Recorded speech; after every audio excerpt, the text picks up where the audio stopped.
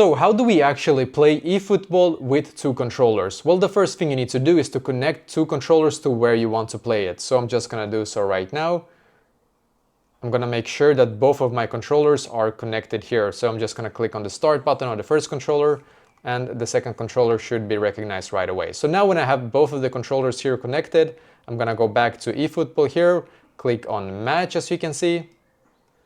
So I'm just gonna, oh, maybe I have to click on this one actually, and then click on multiplayer, and then choose 2 players, and just a quick match here as you can see, and then 11 aside. And you can see now I can choose, so I have to go to the left or to the right with the controller. So it depends like how you want to play. If you want to play together, it's possible. If you want to play 1 versus 1, one of the controllers needs to go here and one here as you can see. So it cannot be the same basically.